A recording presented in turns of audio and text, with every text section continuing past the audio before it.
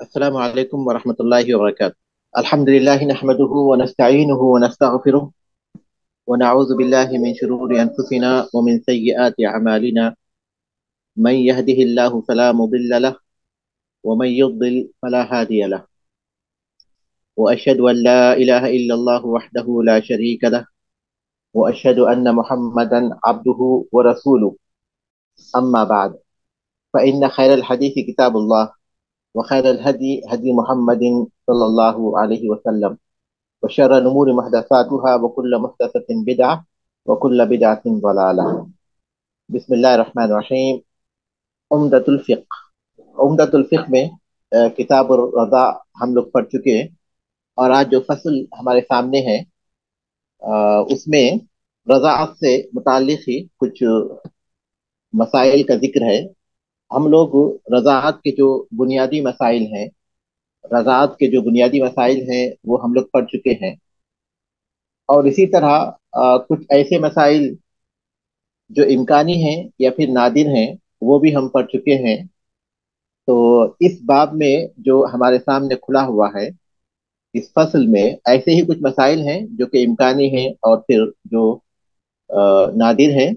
تو جو ان مسائل کے تعلق سے جتنا ہم پڑھ چکے ہیں کتاب الرضا میں وہ کافی ہے، اس لیے ہم لوگ اگلے سبق کی طرف بڑھتے ہیں۔ اس فصل کو چھوڑ کر ہم لوگ اگلے سبق کی طرف بڑھتے ہیں، کیونکہ کتاب الرضاعت کے جو بنیادی مسائل ہیں الحمدللہ وہ ہمارے سامنے آ چکے ہیں۔ اب یہ کچھ نادر اور امکانی مسائل ہیں، تو اس کے مقابلے میں جو دوسرے بنیادی ابواب ہیں ان کی طرف آگے بڑھیں گے، اور وہ ہے بابو نکاح الکفار۔ بابو نکاح الکفار کتاب النکاح کا تسلسل ہے۔ کتاب النکاح کے تسلسل ہی کے تحت مؤلف رحمۃ اللہ علیہ نے کتاب الرضا کا ذکر کیا، اور اس کے بعد پھر جو اس کے مسائل تھے اسی کی طرف وہ آگے بڑھ رہے ہیں۔ باب نکاح الکفار آج کا سبق ہے عمدۃ الفقہ سے، جو ہم پڑھیں گے انشاءاللہ۔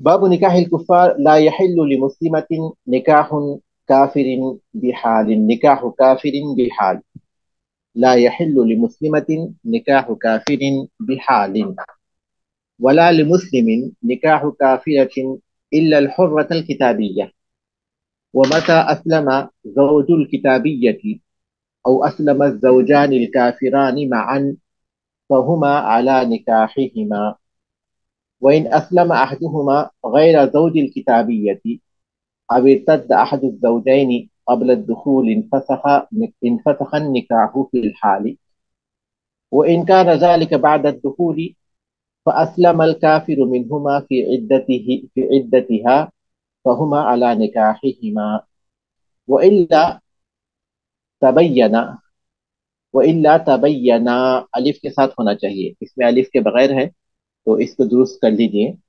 وإلا تبينا أن النكاح انفسخ منذ اختلف دينهما وما سمى لها، یا پھر وما سمي لها، وما سمى لها وهما كافران قبضته من كفهما فلا شيء لها غيره وإن كان حراما، وإن لم تقبضه وهو حرام فلها مهر مثلها أو نصفه حيث وجب ذلك۔ اس کے بعد بھی ایک فصل ہے جو اسی باب کے تحت ہے، مختصر سی فصل ہے، اگر وقت رہ گیا تو ہم لوگ اس کو بھی پڑھ لیں گے انشاءاللہ، لیکن پہلے اس باب کو جو ہے پڑھ لیں گے جس کی میں ریڈنگ کر چکا ہوں۔ تو سب سے پہلے تو ہم لوگ اس فصل کو، اس باب کو پڑھیں گے، اس کے مسائل کو پڑھیں گے۔ جو سبق کی ریڈنگ میں کر چکا ہوں اس کے ترجمے کی طرف آئیے۔ بابو نکاح الکفار، کفار کے نکاح کا باب۔ لا يحل لمسلمة نکاح کافر بحال، کسی مسلمان عورت کے لیے کسی کافر سے، کسی کافر مرد سے نکاح کرنا حلال نہیں ہے کسی بھی حالت میں۔ کسی مسلمان عورت کے لیے کسی کافر مرد سے نکاح کرنا کسی بھی صورت میں حلال نہیں ہے۔ ولا لمسلم نکاح کافرۃ، اور کسی مسلمان مرد کے لیے کسی کافر عورت سے نکاح کرنا حلال نہیں ہے، الا الحرۃ الکتابیۃ، سوائے آزاد کتابیہ سے، سوائے آزاد اہل کتاب عورت سے۔ ومتا اسلم زوج الکتابیتی، اور اگر یا پھر اور جب کتابیہ اہل کتاب کی جو عورت ہے، کتابیہ یہ لفظ زیادہ اچھا ہے صراحت کے بغیر، تو کتابیہ کا شوہر اسلام قبول کر لے، ومتا اسلم زوج الکتابیتی، اور کتابیہ کا شوہر اسلام قبول کر لے، او اسلم الزوجانی الکافرانی معا، یا پھر دونوں کافر میاں بیوی، دونوں کافر میاں اور بیوی ایک ساتھ اسلام قبول کر لیں، فہما علی نکاحہما، تو وہ دونوں اپنے نکاح پر باقی رہیں گے۔ ومتی اسلم زوج الکتابیتی، اور جب یا پھر اور اگر کتابیہ کا شوہر اسلام قبول کر لے، او اسلم الزوجان الکافران معا، یا دونوں کافر میاں بیوی ایک ساتھ اسلام قبول کریں، فہما علی نکاحہما، وہ دونوں اپنے نکاح پر رہیں گے۔ وَإِنْ أَسْلَمَ أَحَدُهُمَا غَيْرَ زَوْجِ الْكِتَابِيَّةِ، اور اگر ان میں سے کوئی ایک اسلام لائے کتابیہ کے شوہر کے علاوہ، کتابیہ کے شوہر کے علاوہ، کیونکہ کتابیہ کا شوہر اگر اسلام قبول کرتا ہے تو کتابیہ سے اس کا نکاح تو باقی رہے گا، کیونکہ مسلمان مرد کتابیہ سے نکاح کر سکتا ہے۔ اسی لیے مولوی رحمۃ اللہ علیہ کہتے ہیں وَإِنْ أَسْلَمَ أَحَدُهُمَا، اگر ان دونوں میں سے یعنی شوہر بیوی میں سے کوئی ایک اسلام لاتا ہے، غیر زوج الکتابیت، کتابیہ کے شوہر کے علاوہ، او ارتد احد الزوجین، نعوذ باللہ، یا پھر میاں بیوی میں سے کوئی مرتد ہو جائے، قبل الدخول، دخول سے پہلے، انفسخ النکاح فی الحال، تو اسی وقت نکاح فسخ ہو جائے گا۔ وَإِنْ كَانَ ذَلِكَ بَعْدَ الدُّخُولِ، اور اگر یہ دخول کے بعد، یعنی کتابیہ کے شوہر کے علاوہ دونوں میں سے کوئی اسلام لاتا ہے یا دونوں میں سے کوئی مرتد ہو جاتا ہے، کب؟ دخول کے بعد۔ وَإِنْ كَانَ ذَلِكَ بَعْدَ الدُّخُولِ، اور اگر یہ دخول کے بعد ہو، فَأَسْلَمَ الْكَافِرُ مِنْهُمَا فِي عِدَّتِهِمَا، کافر شوہر ان دونوں میں سے، یا پھر یہ کہ ان میں سے جو کافر ہے، ان میں سے جو کافر ہے وہ بیوی کی عدت ہی میں اسلام قبول کر لیتا ہے، فہما علی نکاحہما، تو وہ دونوں اپنے نکاح پر رہیں گے۔ وَإِلَّا تَبَيَّنَا، ورنہ وہ دونوں جدا ہو جائیں گے۔ تبینہ یہاں جدائی کے معنی میں ہے، وَإِلَّا تَبَيَّنَا الف کے ساتھ، ورنہ وہ دونوں جدا ہو جائیں گے۔ ان نکاح انفسخ، کہ نکاح منفسخ ہو چکا ہے، منذ اختلف دینہما، جب ان کے دین مختلف ہو گئے تھے، اس وقت سے جب سے کہ ان کے دین مختلف ہو گئے تھے۔ وما سما لہما، اور جو اس نے مقرر کیا تھا یا پھر دیا تھا، وما سمیا، وما سما لہا، اور جو شوہر نے دیا تھا اپنی بیوی کو یا مقرر کیا تھا اپنی بیوی کو مہر کے طور پر، شوہر نے مہر کے طور پر اپنی بیوی کے لیے جو مقرر کیا تھا، جو بتایا تھا، وہما کافرانی، اس وقت جبکہ وہ دونوں کافر تھے، کفر کی حالت میں دونوں کا نکاح ہوا تھا، مہر مقرر ہوا تھا، فقبضته من کفرہما، اور کفر ہی کی حالت میں بیوی نے اسے اپنے قبضے میں لے لیا تھا، کفر ہی کی حالت میں بیوی کو وہ مل چکا تھا، فلا شیء لها غیرہ، تو اب اس کے علاوہ اور کوئی چیز اسے نہیں ملے گی۔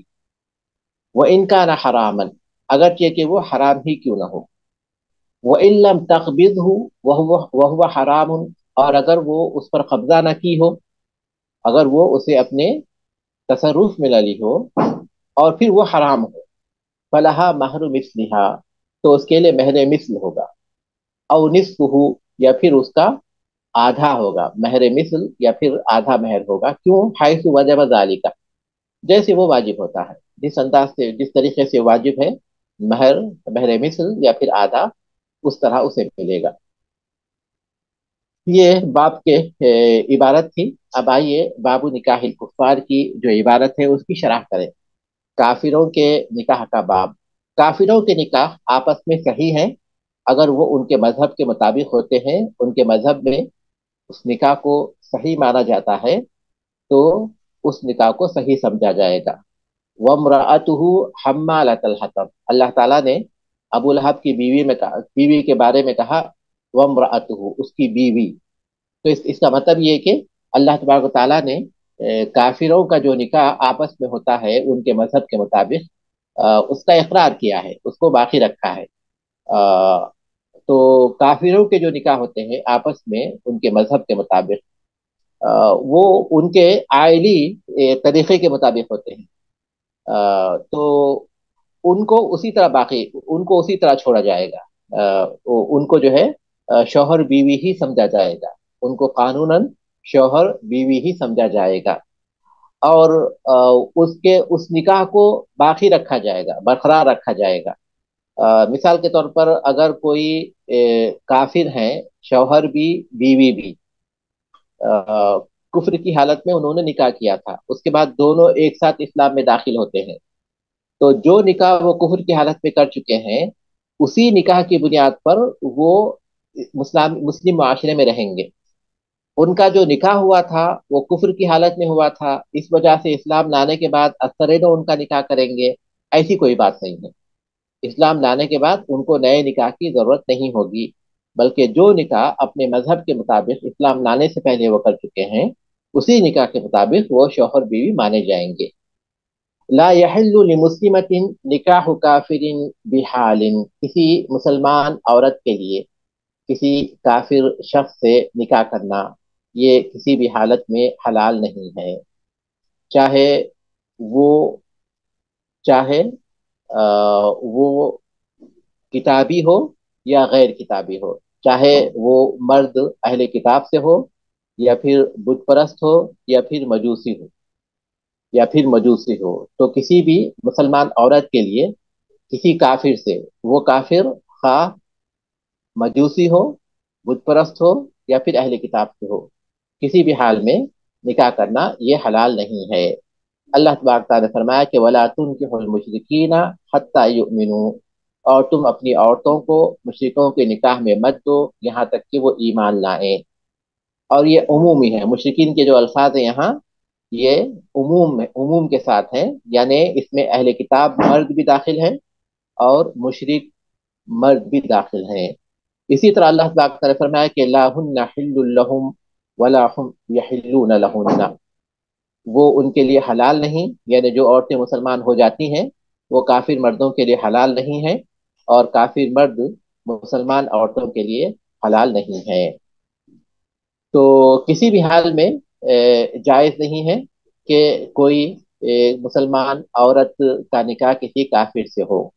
तो ये जो निकाह है वो हराम है।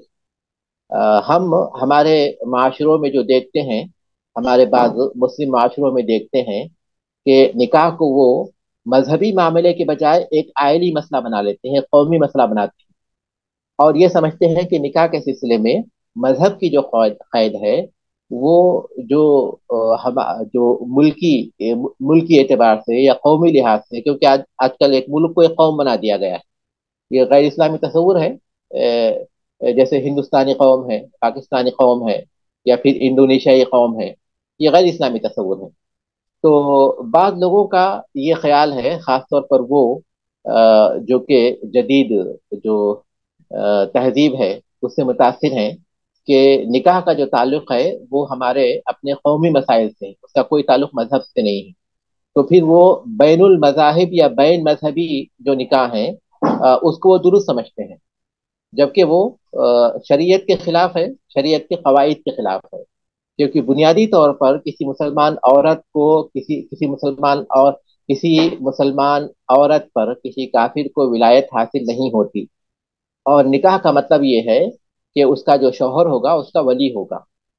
और फिर अल्लाह तबारक तआला ने ये भी कहा कि उलाइका यदऊना इलन नार, क्योंकि आम तौर पर शौहर को विलायत हासिल है, तो उसकी उसकी बुनियाद पर औरतें उसके ताबे होती हैं। तो इसीलिए अल्लाह तबारक तआला ने फरमाया कि उलाइका यदऊना इलन नार, वो जहन्नुम की तरफ बुलाते हैं। इस सूरत में औरत के दीन की हिफाजत हो नहीं सकती, औरत के दीन की हिफाजत का इम्कान नहीं होता। तो वजह जो भी हो, लेकिन बुनियादी तौर पर जो अल्लाह तबारक तआला ने अहकाम दिए हैं वो यही है कि किसी मुसलमान औरत के लिए किसी काफिर से निकाह करना हलाल नहीं है।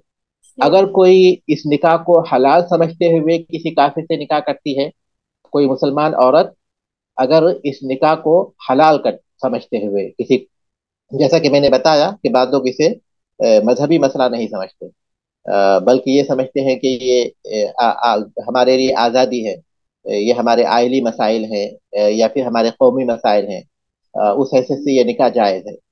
تو اگر کوئی مسلمان عورت کسی کافر مرد سے نکاح کو حلال سمجھتے ہوئے نکاح کرتی ہے تو بلا شبہ وہ کافر ہو جائے گی، کیونکہ اللہ تعالیٰ کی کتاب میں جس چیز کو حرام بتایا گیا اس کو اس نے حلال سمجھا۔ لیکن اگر وہ اسے حرام سمجھنے کے باوجود بھی اس سے نکاح کرتی ہے تو ایسی صورت میں اسے کافر تو نہیں کہا جائے گا، لیکن وہ نکاح منعقد ہی نہیں ہوا، وہ بدکاری کی تعریف میں آئے گا، گناہ ہوگا، بڑے بڑے گناہوں میں اس کا شمار ہوگا، لیکن کفر کی تعریف میں وہ نہیں آئے گا۔ اگر وہ حلال سمجھتے ہوئے تو کرے تو وہ کفر کی جو بات ہے وہ اس پر صادق ہو جائے گی، لیکن اگر حلال سمجھتے ہوئے اسے حرام سمجھتی ہو پھر بھی نکاح کرے گی تو وہ کبیرہ گناہوں میں ہوگا، وہ بدکاری ہوگی، لیکن اس پر کفر کا اطلاق نہیں ہوگا۔ اس کے بعد کہتے ہیں ولا لمسلم نکاح کافرۃ الا الحرۃ الکتابیۃ، اسی طرح کسی مسلمان کے لیے کسی کافر عورت سے نکاح کرنا حلال نہیں ہے۔ کسی مسلمان کے لیے بھی، کسی مسلمان مرد کے لیے کسی کافر عورت سے، جیسے ہندو عورت ہے، مجوسی ہے، بت پرست ہے، اس سے نکاح کرنا حلال نہیں ہے۔ اللہ تبارک و تعالیٰ نے اس کو حرام کیا ہے۔ ولا تنکحوا المشرکات حتی، اللہ تبارک تعالیٰ نے وہاں جب ذکر کیا مسلمان عورتوں کے لیے کافر مردوں کی حرمت کا ذکر کیا، تو اسی طرح ان کی حرمت کا بھی ذکر کیا۔ ولا تنکحوا المشرکات حتی یؤمنن، ولا تنکحوا المشرکات، اور تم مشرک عورتوں سے نکاح مت کرو یہاں تک کہ وہ ایمان لائیں۔ وَلَأَمَةٌ مُؤْمِنَةٌ خَيْرٌ مِّن مُشْرِكَةٍ وَلَوْ أَعْجَبَتْكُمْ، اور مومن لونڈی یہ مشرک عورت سے بہتر ہے، خواہ وہ تمہیں بھلی ہی کیوں نہ لگتی ہو، وہ جو کافر ہے تمہیں بھلی ہی کیوں نہ لگتی ہو۔ اللہ تبارک تعالیٰ نے اس کو مسلم کافر یعنی جو وثنی ہیں، جو مجوسی ہیں، جو بت پرست ہیں، جو مجوسی ہیں، ان عورتوں سے مسلمان مرد کے نکاح کو حرام کیا ہے۔ الا الحرۃ الکتابیۃ، الا الحرۃ الکتابیۃ، سوائے آزاد کتابیہ سے، آزاد کتابیہ سے، اور پاک دامن کی بھی شرط ہے، یعنی کافر عورت سے کسی مسلمان مرد کا نکاح کرنا حلال نہیں ہے، یعنی وثنیہ سے یا مجوسیہ سے۔ البتہ کتابیہ سے وہ نکاح کر سکتا ہے، کتابیہ سے وہ نکاح کر سکتا ہے۔ کتابیہ آزاد، کیونکہ لونڈی سے نکاح کرنے کے جو مسائل ہیں وہ ہم لوگ پڑھ چکے ہیں۔ لونڈی سے نکاح کوئی مسلمان مرد اسی وقت کر سکتا ہے جبکہ وہ مسلمان لونڈی سے نکاح کرے، لونڈی میں مسلمان ہو، کیونکہ لونڈی کتابی بھی ہو سکتی ہے اور پھر جو ہے مسلمان بھی ہو سکتی ہے، تو نکاح جو جائز ہے وہ مسلمان لونڈی سے جائز ہے۔ جو اہل کتاب کی لونڈی ہے اس سے نکاح جائز نہیں، اہل کتاب کی لونڈی سے نکاح کرنا جائز نہیں ہے۔ آج ہمارے سبق میں وہ مسائل بھی آئیں گے کہ جو فصل جو ہم لوگ ابھی نہیں پڑھے ہیں، چھوٹے سے فصل، اس میں وہ مسائل آئیں گے، لیکن یہاں جو مجھے واضح کرنا ہے وہ صرف یہ ہے کہ کتابیہ سے نکاح کی شرط یہ ہے کہ وہ آزاد عورت ہو، اور دوسری شرط یہ ہے کہ وہ پاک دامن ہو، کیونکہ اہل علم کہتے ہیں کہ والمحصنات من المؤمنات والمحصنات من الذین اوتوا الکتاب من قبلکم، مومن آزاد عورتیں اور وہ مومن عورتیں اور وہ عورتیں جو اہل کتاب کی ہیں، تو محصنات کا جو لفظ ہے وہ اس کا اطلاق آزادی پر بھی ہوتا ہے، اس کا اطلاق جو ہے پاک دامنی پر بھی ہوتا ہے۔ تو یہاں محصنات جو کہا گیا، اہل علم کہتے ہیں کہ اس میں یہ معنی پائے جاتے ہیں پاک دامنی کے، تو وہ کوئی مسلمان مرد بھی کسی کافر عورت سے نکاح نہیں کر سکتا، البتہ وہ آزاد پاک دامن کتابیہ سے نکاح کر سکتا ہے۔ اس کے بعد کہتے ہیں وہ متا اسلم زوج الکتابیتی، اگر کتابیہ کا شوہر اسلام قبول کر لے، دونوں اہل کتاب تھے، یہودی تھے یا نصرانی تھے، لیکن شوہر نے اسلام قبول کر لیا، او اسلم الزوجان الکافران معا، یا پھر دونوں کافر تھے، یہودی تھے، نصرانی تھے یا پھر مشرک تھے، لیکن دونوں نے اسلام قبول کر لیا ایک ساتھ، فہما علی نکاحہما، تو دونوں اپنے نکاح پر رہیں گے۔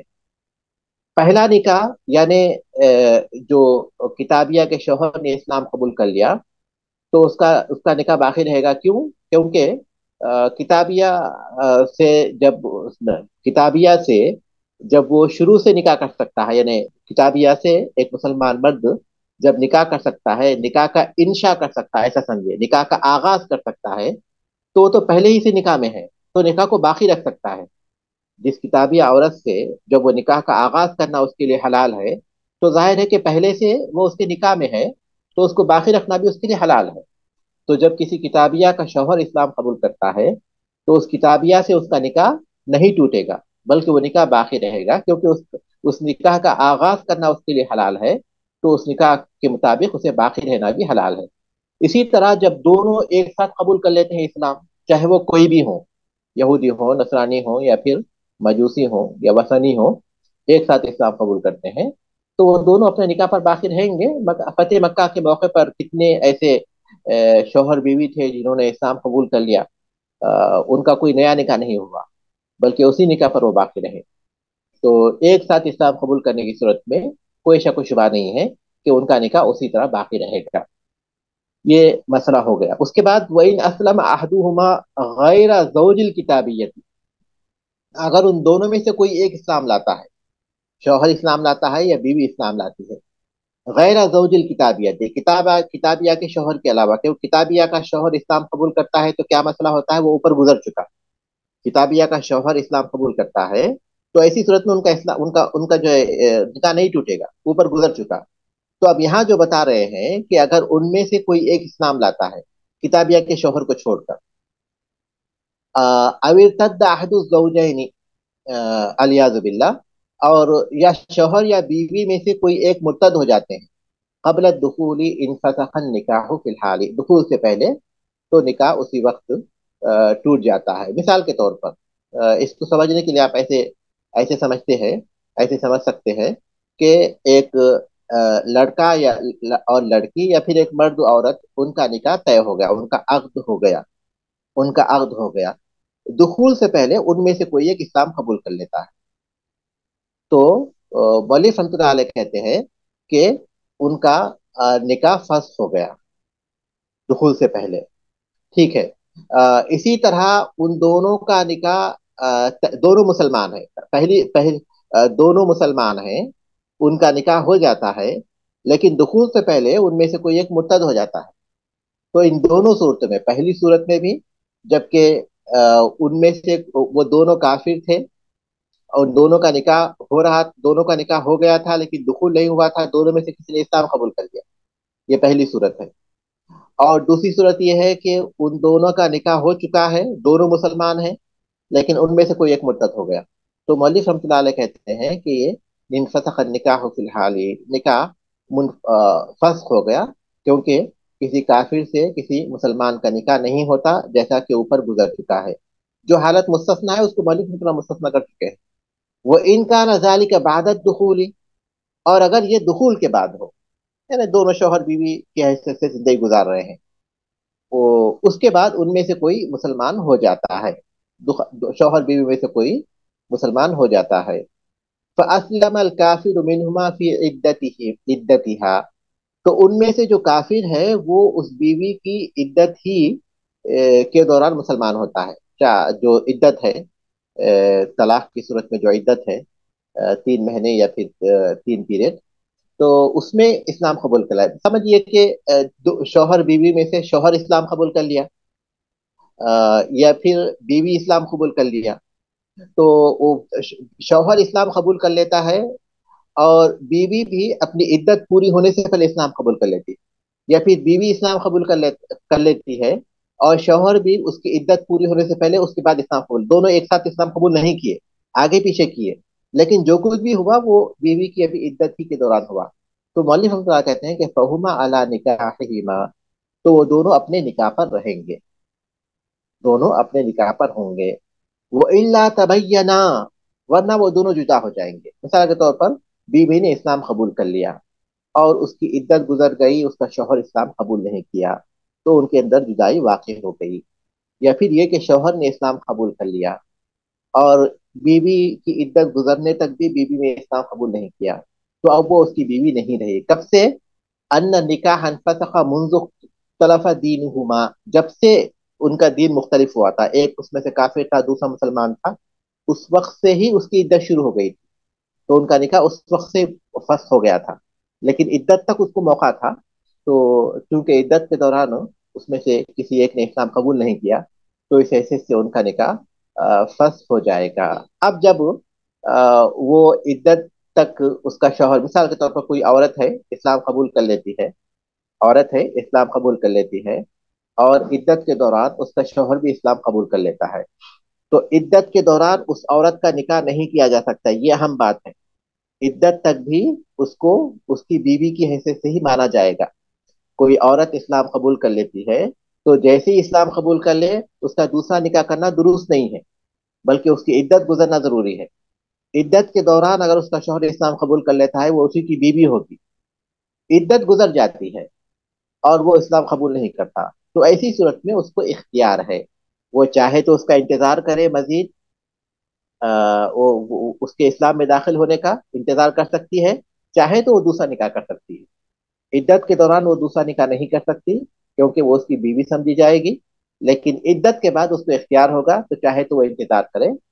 उसकी मुद्दत की तहदीद मुमकिन नहीं। इस सिलसिले में अहले इल्म के बहुत इख्तलाफात हैं। अल्लाह के रसूल सल्लल्लाहु अलैहि वसल्लम ने ज़ैनब रज़ियल्लाहु ताला अन्हा को, अपनी बेटी ज़ैनब रज़ियल्लाहु ताला अन्हा को अबुल आस रज़ियल्लाहु ताला अन्हु के पास लौटाया था 6 साल के बाद। ज़ैनब रज़ियल्लाहु ताला अन्हा के इस्लाम कबूल करने के 6 साल के बाद अबुल आस रज़ियल्लाहु ताला ने इस्लाम कबूल किया था। रसूल अकरम सल्लल्लाहु अलैहि वसल्लम ने उसी निकाह के साथ उन्हें लौटाया था अबुल आस के पास। क्यों? क्योंकि इद्दत गुजरने के बाद भी जैनब रज़ियल्लाहु ताला अन्हा ने इंतजार किया, तो उनको इख्तियार है, इंतजार कर सकते हैं निकाह किए बगैर। तो उसके लिए मुद्दत मुकर्रर नहीं की जा सकती। बाद उलमा कहते हैं कि नए निकाह से आपने लौटाया, बाद कहते हैं कि तो उसी निकाह पर आपने उन्हें लौटाया था। तो राजे बात यही है कि उसी निकाह पर लौटाया था, क्योंकि इस सिलसिले में हमारे पास कोई ऐसे अहादीस या रिवायात नहीं है जिससे हम कहें कि अल्लाह अल्लाह के रसूल सल्लल्लाहु अलैहि वसल्लम ने उनका नया निकाह किया। लेकिन बुनियादी तौर पर मसला ये है कि अगर औरत इस्लाम कबूल कर लेती है, तो इद्दत के दौरान उसका निकाह नहीं कराया जाएगा। इद्दत जब गुजर जाती है, तो वो चाहे तो दूसरा निकाह कर सकती है, और अगर वो निकाह नहीं करना चाहे तो उसका इंतजार कर सकती है, जिसकी कोई हद मुकर्रर नहीं है, जिसके वक्त की कोई हद मुकर्रर नहीं है। उसके बाद जब वो इस्लाम कबूल करता है, तो उसी निकाह पर उसे उसका शौहर माना जाएगा। ठीक है। वमा सम्मा लहा वहुमा काफिरानी, और जो महर उसने मुकर्रर किया था कुफर की हालत में, उसने महर मुकर्रर किया था, और वो महर मुअज्जल था। कब फक़बज़तहु कहते हैं, फक़बज़तहु मिन कुफ्रिहिमा, कुफर की हालत में उसे उस औरत ने ले लिया था। महर मुअज्जल था कुफर की हालत में, जैसे उसने जमीन दी, जैसे उसने सोना दिया, जैसे उसने दराहिम दिए, दिनार दिए, रियाल दिए, जो भी दिए वो उसको मिल गया। फला शई अलहा गैरुहु, तो अब तो महर तो उसे मिल चुका है, इससे उसके अलावा और कोई चीज नहीं मिलेगी। वो इन काना हरामन, तो ये महर उसका हो गया, अगरचे कि वो हराम ही क्यों ना हो। मैंने आपको मिसालें दी जायज चीजों की दी, दराहिम की, जमीन की, सोने की। लेकिन समझिए कि चूंकि वो तो काफिर थे, उनके पास हराम का तस्वुर नहीं था, तो समझिए कि महर में उसने 100 खिंजीर मुकर्रर किए थे, या फिर ये कि शराब मुकर्रर की थी कि इतने पता नहीं सोने में, शराब में क्या बोलते हैं, किलो होता है या फिर जो है ग्राम होता है, पता नहीं जो भी होता है। समझिए कि शराब के जो है इतने बोतल उसने मुकर्रर किए महर में। तो कब्जा कर चुकी थी वो पहले, मुअज्जल था वो, तो मुअज्जल जो महर था, भले ही वो हराम ही क्यों ना हो, वो कब्जा कर चुकी है, तो वो उसका हो गया। वो कब्जा कर चुकी है तो वो उसका हो गया। व इल्लम तहबिज़हु वहुव हरामुन, अब ये दूसरी सूरत है जिसमें महर पर उसने कब्जा नहीं किया, क्योंकि महर समझिए कि मुअज्जल था हमजे के साथ, बाद में देने वाला महर था, बाद में देने का उसने जिक्र किया था, और अभी उस महर को उसने लिया नहीं था, और वो महर हराम है। अगर वो हलाल है तो आगे जो मसला है उससे उससे बात वादे हो जाएगी, लेकिन समझिए कि वो हराम है। तो ऐसी सूरत में अब चूंकि वो मुसलमान हो चुका है, इसलिए वो हराम महर नहीं देगा, वो हराम महर नहीं देगा, तो उसको वो हराम महर नहीं मिलेगा। क्या मिलेगा? फलहा महरु मिसलिहा, उसको महर मिस्ल मिलेगा। बाद उलमा कहते हैं कि वो जो महर है جو उसने मुकर्रर किया था हराम, जैसे कि शराब के इतनी बोतल या फिर खंजीर, इतनी इतनी तादाद की खंजीर वगैरह, तो ये देखा जाएगा कि उनकी कीमत क्या होती है। तो उनकी कीमत महर के तौर पर दे देगा, उनकी जो कीमत होती है उतना महर दे देगा। बाद उलमा कहते हैं कि नहीं, उसको महर मिसल जो है, उस औरत का जो महर मिसल है, उसके खानदान की दूसरी औरतों को जो महर होता है वो उसको देगा, हराम चीज नहीं देगा। या तो उसकी कीमत देगा या फिर ये कि महर मिसल देगा।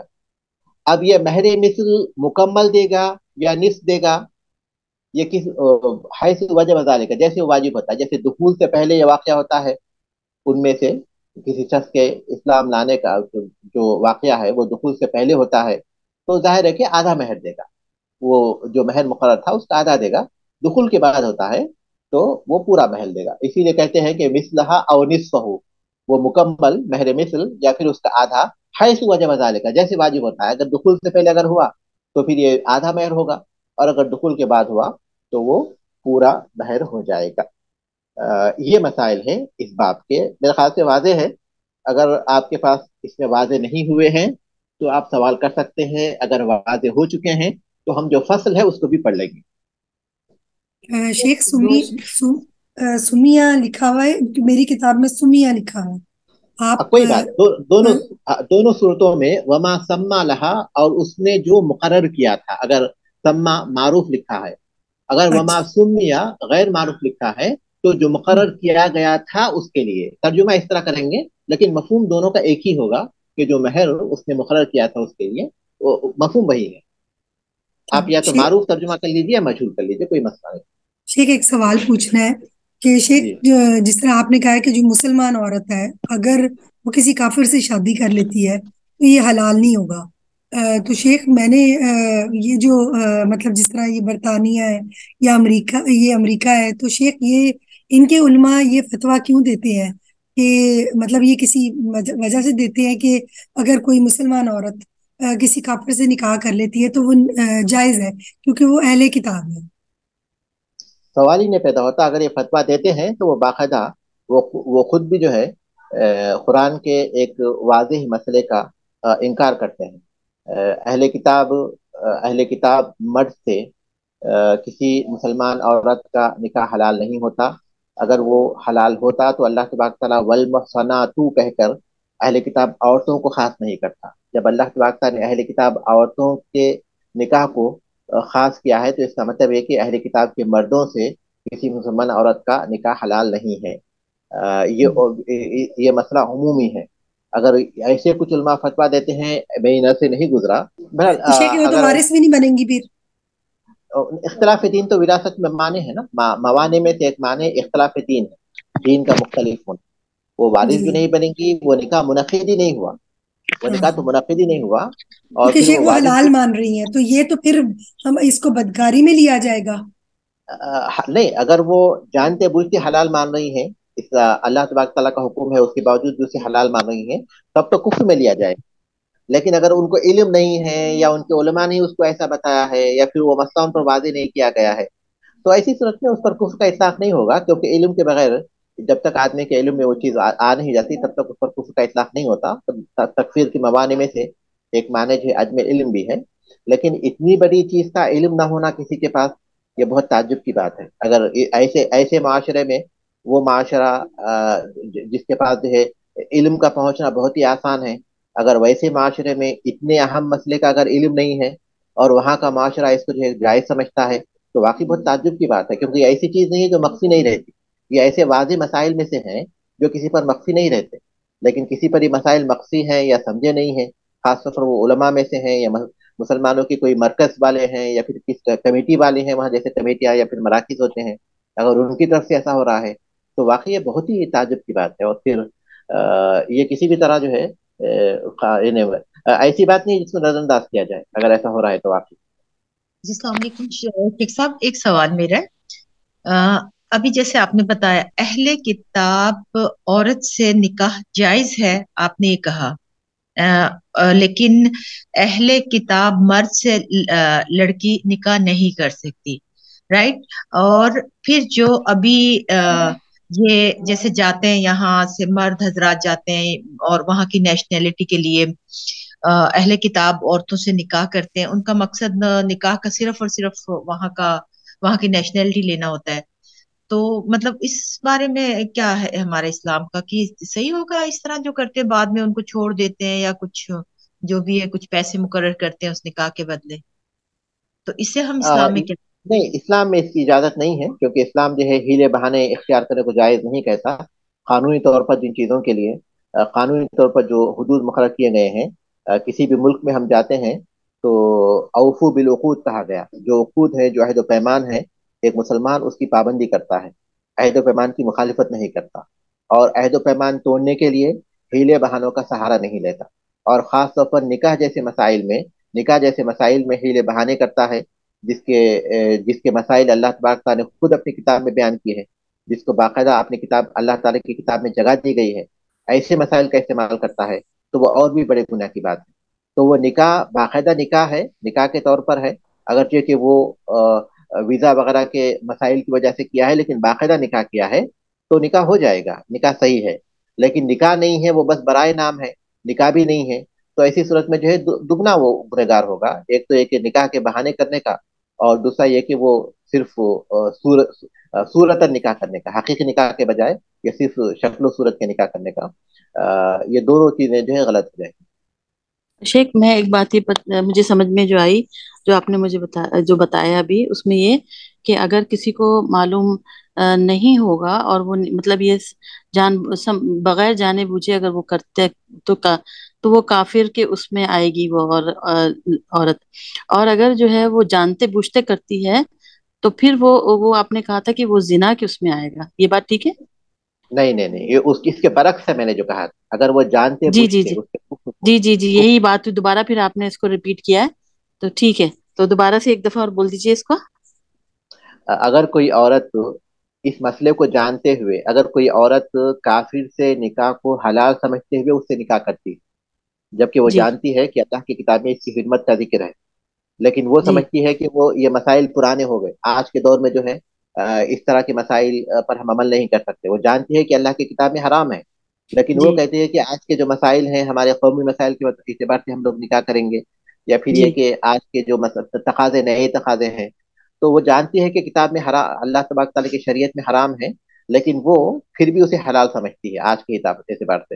تو بلا شبہ وہ کافر ہوگی، کیونکہ اس نے اللہ کی کتاب میں جس چیز کو حرام ہے اسے حلال سمجھا. لیکن اگر وہ یہ ہے کہ وہ مانتی ہے کہ ہاں یہ حرام ہے، جانتی ہے حرام ہے، پھر بھی وہ حرمت کا ارتکاب کرتی ہے، تو ایسی صورت میں اس پر کفر کا اطلاق نہیں ہوگا، لیکن نکاح ہی نہیں ہوا، اس پر بدکاری کا اطلاق ہوگا. شیخ میرے صاحب دوست یہ بات پیپر میرج ہے، جی.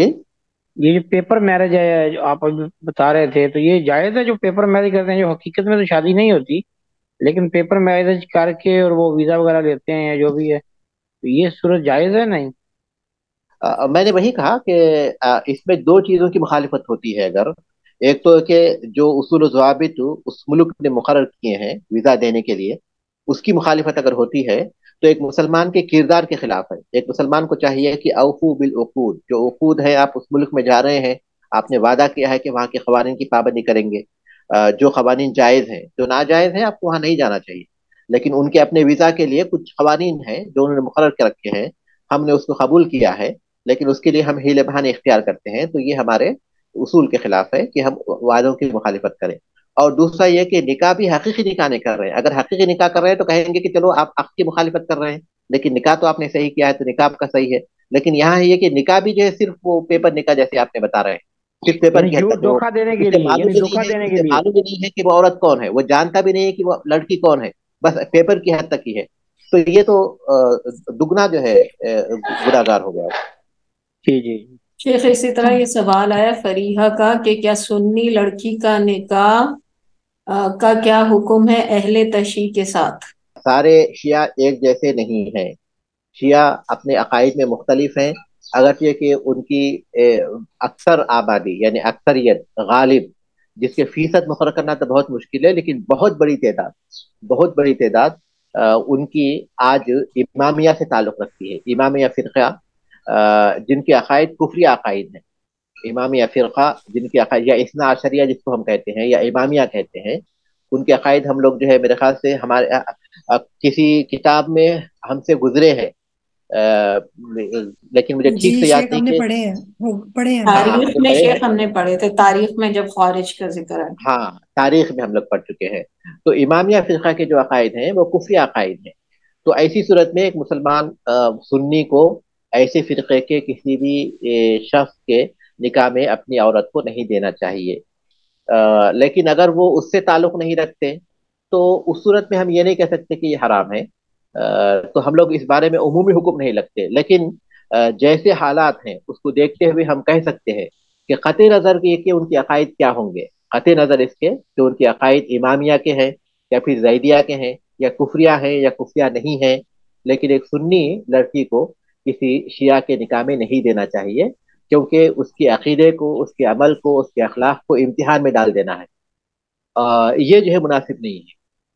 تو عمومی مسئلے کے طور پر ہم یہ کہہ سکتے ہیں، ہم ہر مسئلے میں خاص نہیں، ہم ہر مسئلے میں یہ حکم نہیں لگا سکتے، لیکن ایک عمومی مسئلہ یہ ہے کہ شیعہ کے جیسے عقائد ہیں عمومی طور پر، اور جیسے ان کے بارے میں معلومات ہوتے ہیں، اس حیثیت سے جو ہے ایک مسلمان سنی عورت کو کسی کافر کے نکاح میں نہیں دینا چاہیے، کیونکہ اس طرح اس کے جو ایمان ہے وہ جو ہے امتحان میں ہو جائے، خطرے میں نہیں پڑا تو کم سے کم امتحان میں ضرور پڑ جائے گا، اس سے گریز کرنا چاہیے۔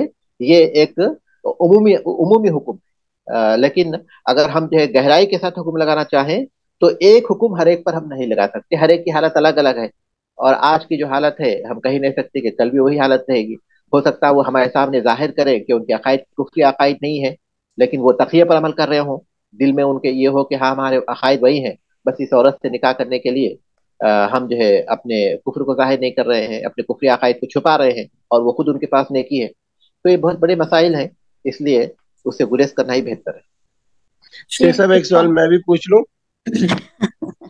جی شیخ صاحب سوال کچھ ایسے، مثال کے طور پر اگر ایک ہندو لڑکی ہے اور وہ ادھر مسلمان ہو جاتی ہے قطر میں، اور ایک مسلمان لڑکے سے شادی کر لیتی ہے، تو اس کے بعد وہ نماز روزے کی بھی پابند ہے، عبایا بھی پہنتی ہے، اس کے بچے بھی ہو جاتے ہیں، لیکن جب وہ 2 سال کے بعد اپنے ملک میں جائے گی تو وہ تو پھر اسی گھرانے میں جائے گی، اپنے شوہر کو بھی ساتھ لے کے جائے گی، تو پھر وہ ان کا جو کھانا پینا ہے ہندو گھرانے میں اس لڑکے کے لیے جائز ہوگا دونوں کے لیے؟ ہندوؤں کا کھانا پینا مسلمانوں کے لیے حرام نہیں ہے، سوائے ان کے ذبیحہ کے یا پھر ان چیزوں کے جو وہ اپنے بتوں کے نام کرتے ہیں۔ رسول اکرم صلی اللہ علیہ وسلم جب تک مکے میں تھے کافروں کے ساتھ رہے، انہی کے معاشرے میں رہے، انہی کے معاشرے کے لوگوں کے ساتھ اٹھتے بیٹھتے تھے، تو اس میں کوئی ایسی چیز نہیں آتی کہ آپ نے ان کی کوئی چیز نہ کھائی ہو۔ اللہ تبارک تعالیٰ نے وما ذبح علی النصب، ہندو اگر ہمارے لیے ایسی چیز تحفے کے طور پر دیتے ہیں جو عام ہے، ذبیحہ کے علاوہ ہے، جیسے کوئی سبزی کے بنی ہوئی چیزیں دیتے ہیں، یا پھر یہ کہ مٹھائی دیتے ہیں، یا پھر یہ کہ وہ فروٹس دیتے ہیں، اور وہ سب چیزوں کا تعلق ان کے کسی عید سے نہیں ہے، یا پھر ان کے کسی بتوں کی مناسبت سے نہیں ہے، تو وہ چیز ہمارے لیے حلال ہے۔ اور پھر اس کو اگر ہم بند کریں گے تو پھر ان کے گھرانوں کے اسلام قبول کرنے کے امکانات کیسے ہوں گے؟ جو مسلمان ہو گئے تھے، کتنے ایسے مسلمان تھے جو اپنے گھر میں ہی رہتے تھے، اپنے والد، ان کے والدین جو ہے کافر ہیں لیکن بیٹا مسلمان ہے، اپنے گھر میں اپنے ہی گھر میں وہ موجود ہے۔ اسلامی تاریخ میں ایسے ہزاروں ہم کو مثالیں مل جاتی ہیں۔ تو ایسی صورت میں اس شخص کے لیے ان کا کھانا پینا حرام نہیں ہے، کھانا پینا ان کا حرام نہیں ہے۔ ہم صحیح بخاری پڑھتے ہیں تو یہ آتا ہے کہ اللہ کے رسول صلی اللہ علیہ وسلم نے ایک مشرکہ عورت کے مشکزے سے آپ نے وضو کیا، اس کا پانی، اس کے پانی سے وضو کیا، تو اس کا مطلب ہے کہ اس کو مشرکین کا جو مشکزہ ہے وہ طاہر ہے۔ تو یہ تمام مسائل اسی لیے بیان کیے گئے، اسی لیے مسائل بیان کیے گئے کہ وہ چیزیں اس کے لیے جائز ہیں، کوئی حرج کی بات نہیں ہے، وہ ان کے ساتھ رہ سکتا ہے، اپنے اسلام پر رہے گا، اپنے دین پر رہے گا، وہ عورت بھی اپنے دین پر رہے گی، اس کے بچے بھی اپنے دین پر رہیں گے، ان کے ساتھ اٹھنا بیٹھنا اس میں کوئی حرج کی بات نہیں ہے، بلکہ اس میں یہ مصلحت بھی پائی جاتی ہے کہ اس طرح وہ ان کو بھی اللہ تبارک تعالیٰ کے دین کے قریب کر سکتے ہیں۔ شیخ صاحب ایک سوال میرا کہ اگر لڑکی نان مسلم سے شادی کر لیتی ہے تو ماں باپ کی وراثت میں سے اس کا حصہ ختم ہو جاتا ہے، ٹھیک ہے، ایک لیکن لڑکوں کے لیے یہ ہے کہ وہ اہل کتاب سے کر لیں تو کوئی مسئلہ نہیں، لیکن اگر وہ کافر لڑکی سے کرتا ہے نکاح تو اس کی جائیداد پہ، اس کی وراثت پہ کوئی فرق نہیں پڑے گا، اس کو پورا حصہ کس ملے گا والدین کے اس میں سے۔ جائیداد کس کی جائیداد پر؟